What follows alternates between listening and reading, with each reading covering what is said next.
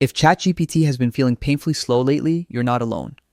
And today, I'll show you exactly how to fix those slow responses with two simple but powerful tricks that most people don't even know about.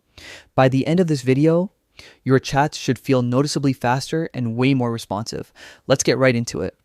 A lot of people don't realize this, but when you have one massive conversation with ChatGPT, especially one where you've been going back and forth for days or weeks, that entire history has to load every single time you ask something new.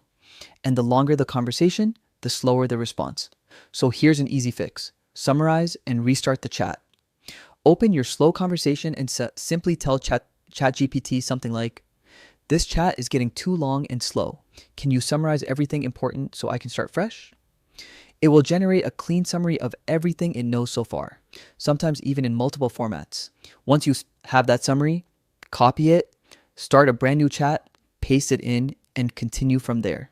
This instantly speeds things up because ChatGPT no longer has to process hundreds of previous messages before answering you.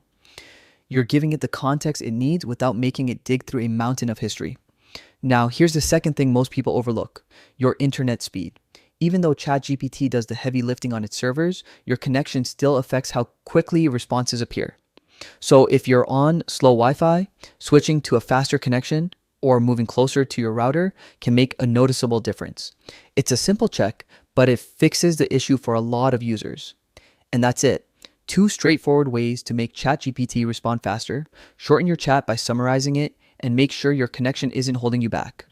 If these tips helped, let me know in the comments. And if you found your own tricks for speeding things up, drop them down there too. Someone else might need them. Thanks for watching, and I'll see you in the next one.